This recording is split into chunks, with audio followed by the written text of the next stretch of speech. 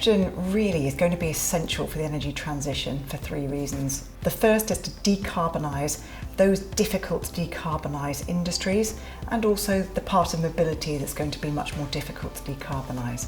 So for example, cement, steel, aviation and the HGV area.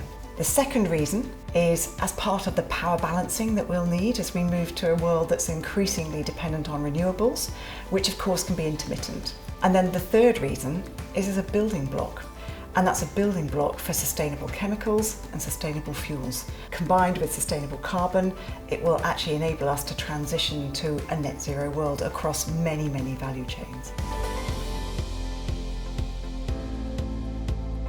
Hydrogen is not a new molecule, so it's been used for ages. It's not new news. However, I think if you look at the different demand vectors and look at what's possible in terms of both energy balancing, which I think is a really important part of the demand system, and then also its use as a building block for sustainable fuels and sustainable chemicals, both of those as demand vectors are probably underplayed in global policy setting today.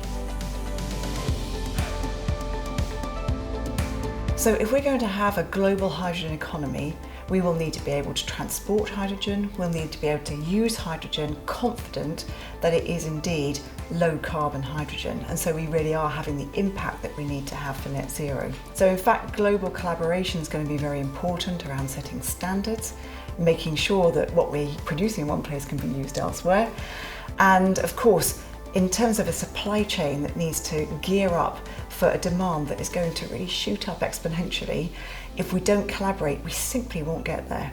So it's going to require collaboration between many, many players across whole value chains to make this work.